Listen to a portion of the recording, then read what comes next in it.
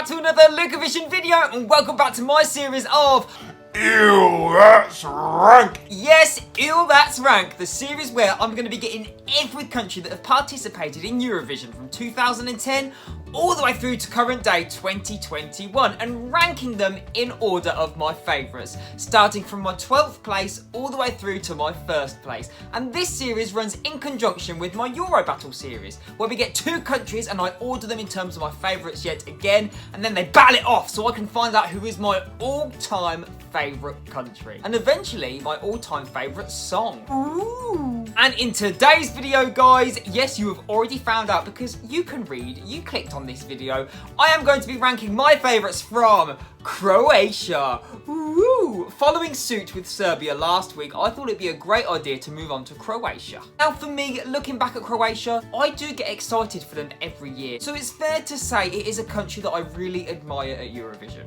I mean, yeah, I won't be afraid to say it, their formula sometimes runs a little bit old and we hear samey sort of songs now and again, but I still really look forward to hearing what they produce. And before I get cracking, guys, I really want to know, who is your favourite entrant from Croatia? Is it something from this decade or is it something previous? Let me know all of your thoughts down below.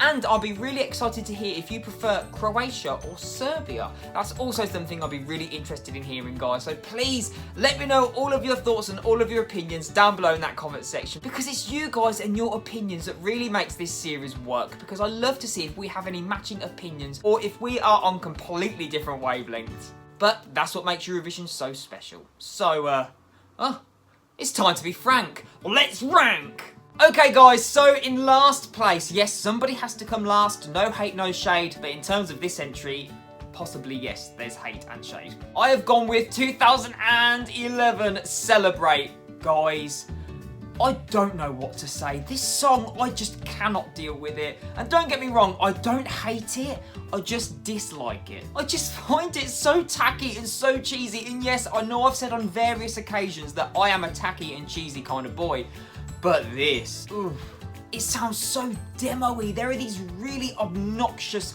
video game kind of motifs in the background. And it is so jarring to listen to. This was not a good move. I like that Croatia tried to be fun and show off a more kind of quirky side, but this ain't it. Okay, in 9th place is 2010 Feminem and their track Lako je sve. And we kind of are on the opposite end of the spectrum here compared to Celebrate, and then we look at Feminem, 2 completely different kettles of fish.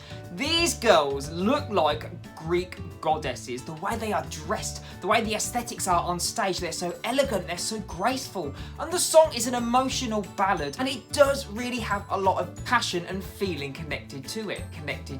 However, for me, it kind of goes in one ear and out the other. Once I've heard it, I don't find it very memorable. It's not something that I would choose to play. I can appreciate the amazing vocals, the chemistry the girls have on stage, and how everything comes together so well. And to be honest, I do think it should have qualified because it is a very good song in its own right. It's just not to my taste, I'm afraid, and that's all there is to it. Okay, in 8th place I have 2012 Nina and her track Nebo. Now this kind of follows suit with Feminem in the fact that instrumentation is very dramatic, it's an emotional ballad. I kind of feel like this is a power ballad as opposed to an emotional ballad. Great vocals, the vocals could not be knocked. She has such a unique tone to her and I love the rasp that she has. However, overall, I find that something just doesn't quite work. Not sure if that's in the performance and it falls a little bit flat, or it's those really weird wedding bells in the background. It's just a bit like, eh? I do really love the use of the strings and the instrumentation and the way they use the backing vocalists. However, the staging is a little bit weird, isn't it? That big white sheet flapping about, and then she's kind of trying to have some stage presence and stage charisma, but there's something about it that just does not match very well. I think aesthetically there's just a lot going on and it doesn't quite match up. Okay, in 7th place is 2020 Damir Kedzo. Now overall, this song is very nice to listen to. It's easy listening, it's a head bopper, and the instrumentation yet again is actually quite epic. It is something like from an epic movie. It would not go amiss from a movie soundtrack, that is for sure. The song has great lifts and great builds in there, and Damir's vocal is so smooth and silky. The vocal arrangement is very nice to take a hold of, and there's a lovely little hook in there too. Also, when you see Damir sing it live, you can see there's a lot of passion behind it, and he is feeling every single lyric. One of the only gripes I have with this song, however, is that once you've heard it a couple of times, that's kind of it. You've heard it, and I don't really feel like there's enough excitement in it for me. It doesn't quite grab me that makes me want to listen to it again and again, if that makes sense.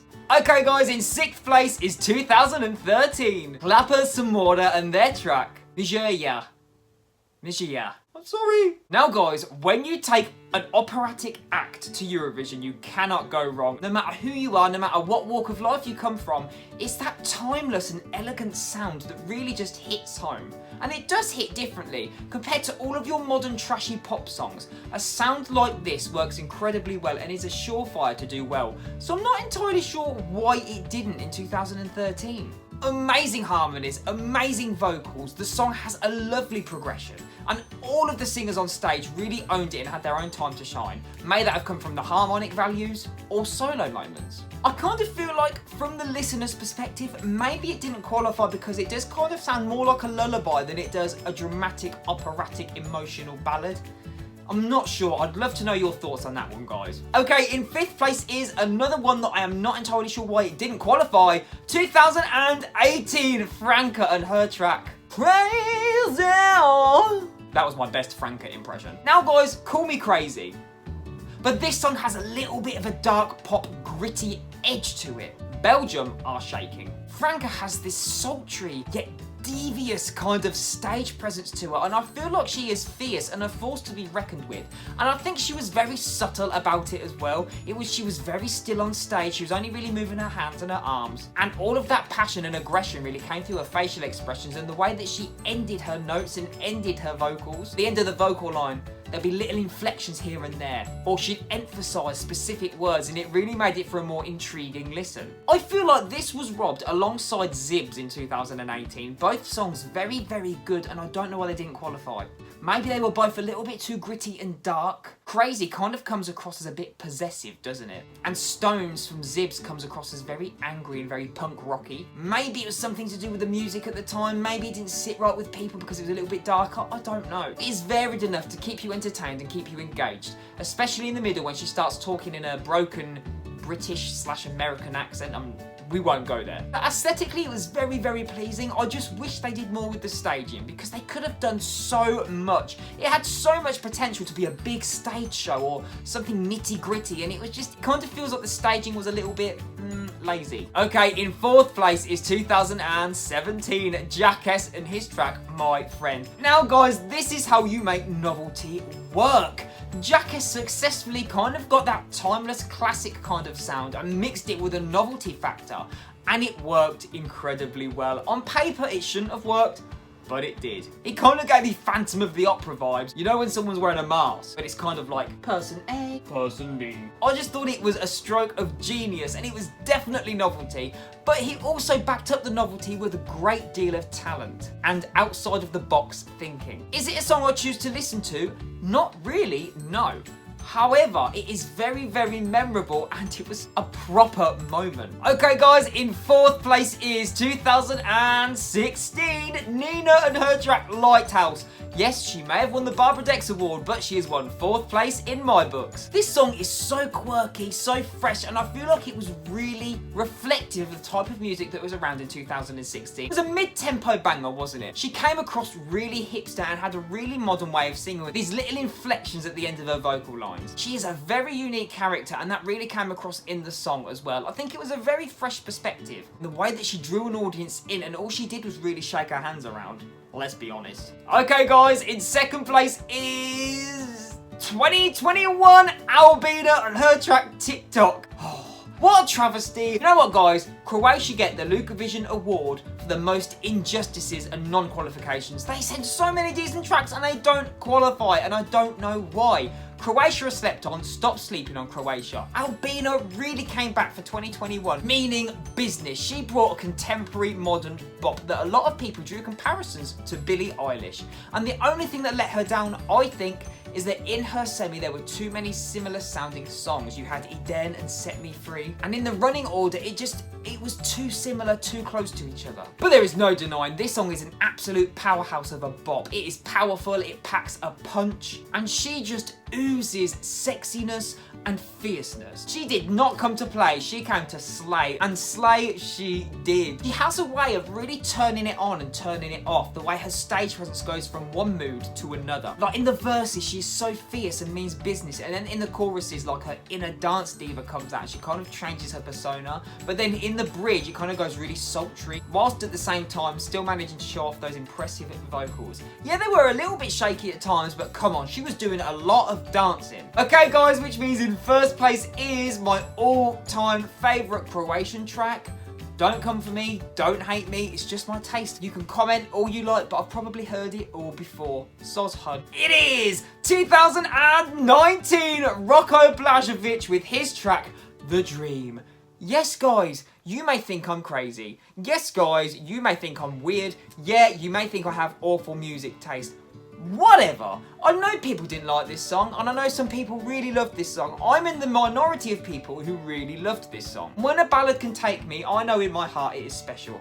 I am a huge fan of the whole 90s aesthetic, and this track is very 90s. It's kind of boy band-esque, but to me it's just an umphed up version. Rocco really showcases his vocals all over this track. There are some huge belts in there, there's some high head voices in there. And just when you think the song doesn't push it any higher, he manages to whip that voice out. And he's only small, where does that voice come from? The wings? In all seriousness, there may be some extra lungs in those wings. The staging was very eccentric. I really liked the wings, however for me, the screens at the background when you saw the dancers being floated up, I was like, okay. I think when you look at this song on paper and in practice, it works. The builds are really nice and really sweet, and lyrically, it's really good. Before you say anything, I dream of love, you dream of love, we all dream of love. Yeah, I get it.